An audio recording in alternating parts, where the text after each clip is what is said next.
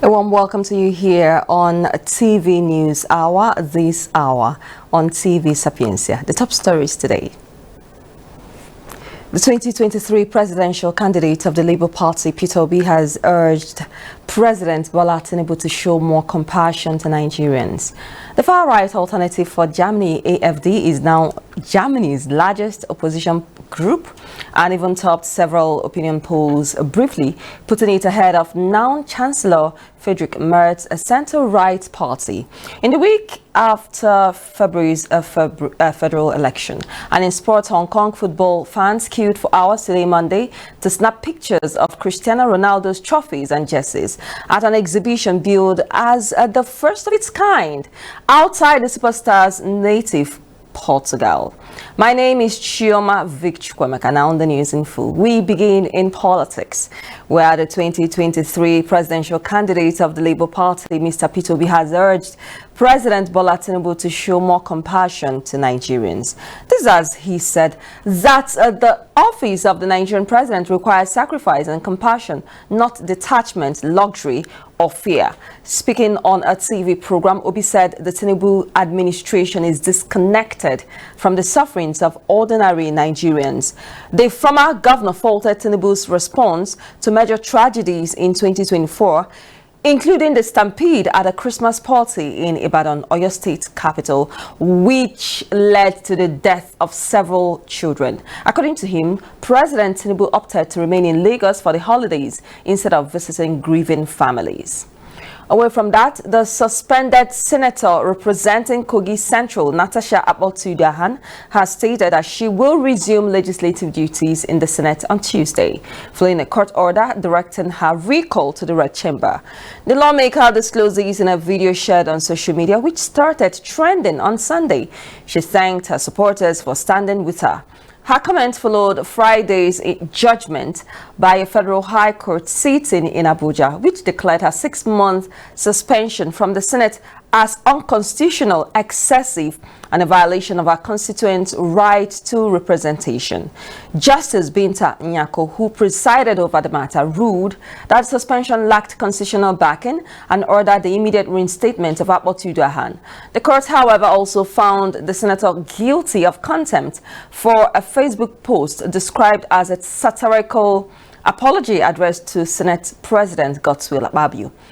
But while the lawmaker prepares to return, the Senate says it will take no official action until it receives the reviews of the certified true copy of the judgment delivered on July 4, 2025. In a statement on Sunday yesterday, the chairman of the Senate Committee on Media and Public Affairs, Yemi Adaramodu, confirmed that although the Senate legal team was present in the court, the full judgment was not read in open session. He said a formal application had been filed to obtain the CTC for proper legal interpretation. Away from that story, the Bank of Industry has restated its commitment to revamping Nigeria's healthcare sector through targeted investments that will curb medical tourism and stem the tide of brain drain among health professionals. In a statement released yesterday, Sunday, the bank noted that Nigeria continues to lose billions of naira annually to medical tourism as citizens travel abroad for treatments that could be assessed locally if the right infrastructure and expertise were available. It added that the exodus of healthcare workers has further strained the country's already fragile medical system, calling for urgent sustainable reforms. Speaking during an inspection of a Nisa Premier Hospital project by the Senate Committee on Industries, the Executive Director, Large Enterprise at BOI, that's Bank of Industry, Ifoma Uzobala, said that the initiative marks a significant milestone in the bank's long-standing relationship with healthcare provider.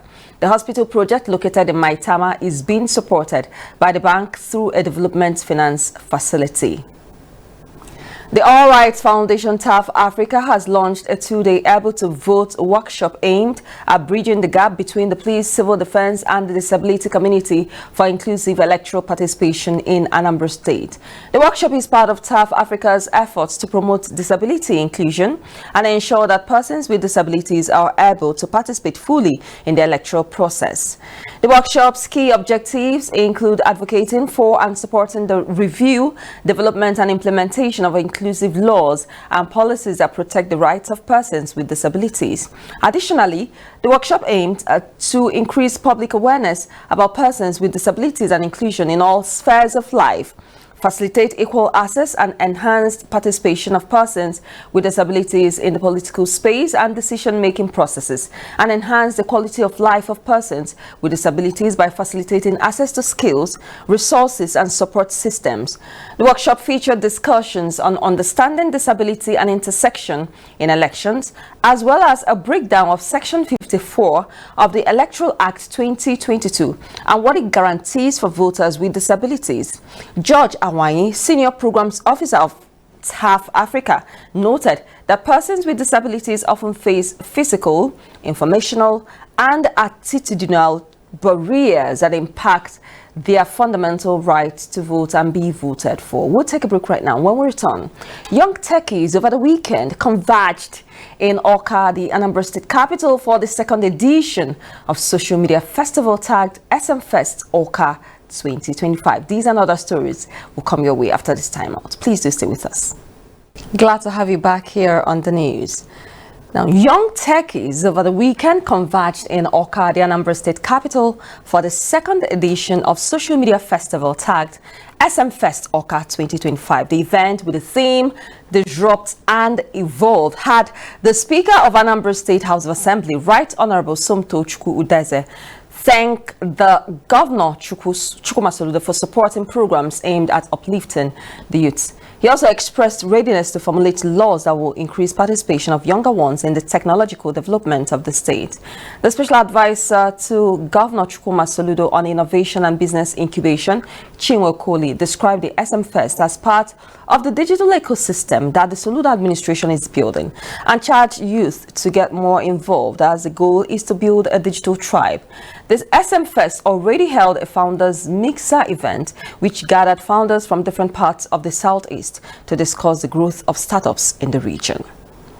Away from Anambra State and Nigeria, we move to Germany, where the far-right Alternative for Germany, AfD, is now Germany's largest opposition group and even topped several opinion polls, briefly putting it ahead of now Chancellor Friedrich Merz's center-right party in the weeks after February's federal election. At the same time, the AfD is facing growing calls for an outright ban, mostly recently, from another major political party. In May, the country's domestic intelligence agency formally classified the AfD as an extremist entity that threatens democracy. In a 1,100-page report, the Federal Office for the Protection of the Constitution, or BFV, also laid out its findings that the party was racist, anti-Muslim, and devaluing of entire segments of Germany's population. That move, which enables the BFV to better monitor the group, has reignited attempts to impose a ban, despite the party claiming a significant 20.8% of the vote in February's national election, the best performance by a far-right party in the country since World War II. Away from that, we move to sports, where Hong Kong football fans queued for hours today, Monday, to snap pictures of Cristiano Ronaldo's trophies and jerseys at an exhibition billed as the first of its kind outside the superstar's native Portugal. Now, visitors at the opening of the CR7 Life Museum Hong Kong at a luxury shopping mall posed next to life-size statues of the former Manchester United and Real Madrid player, including one in mid-air celebration and another in traditional Saudi dress. Ronaldo signed a 2-year contract with Saudi Arabian club Al Nassr last month, calling it a new chapter in an Instagram post. The 12,000 square feet, that's 1,110 square meters exhibition sends a strong message for everyone to achieve their dreams, according to the organizers. They also say that Hong Kong exhibition will run for a year before heading to mainland China. Well, that's it on the news this hour. A quick reminder of our top stories. We told you that the 2023 presidential candidate of the Labour Party, Peter Obi, has urged President Bola Tinubu to show more compassion to Nigerians. The far-right alternative for Germany, AfD, is now Germany's largest opposition group and even topped several opinion polls, briefly putting it ahead of now Chancellor Friedrich Merz's centre-right party in the weeks after February's federal election.